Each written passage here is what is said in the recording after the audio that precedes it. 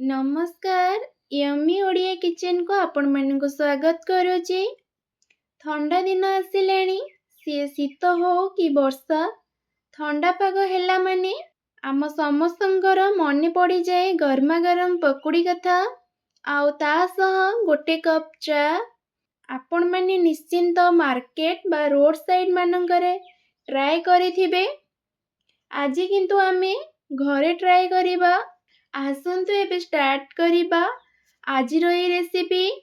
एबे गोटे बाउल लेइची सेथिरे गोटे कप बेसन ऐड करूची, हाफ टी स्पून जुआणी ऐड करूची। पकुड़ीर टेस्ट भल आसी थाए आउ हजम करिवारे सहाय्य करि थाए।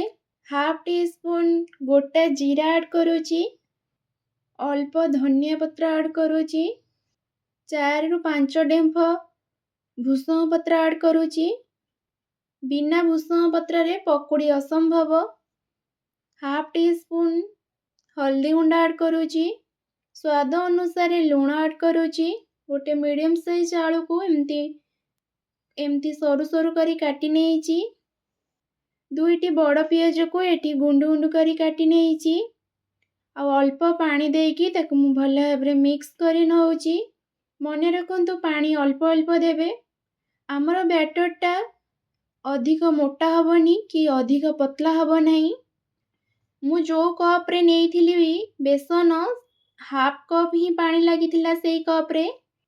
देखंतु बैटर टा ठीक एमती ही हबा दरकार। आमर एठी बैटर टा प्रस्तुत हो गलानी।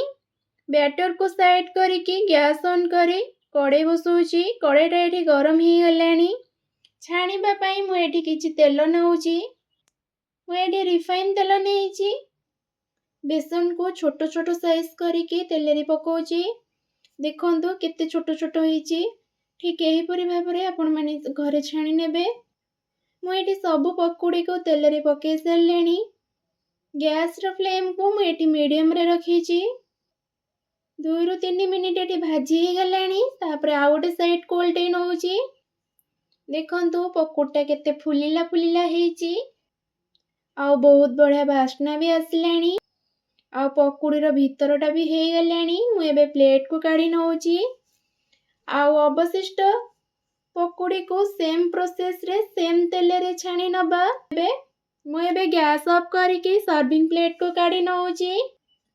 आपण माने मोर ए रेसिपी को घरे निश्चिंत ट्राई करंतु। केमिति लागिला मते मतामत जणांतु कमेंट सेक्शन रे।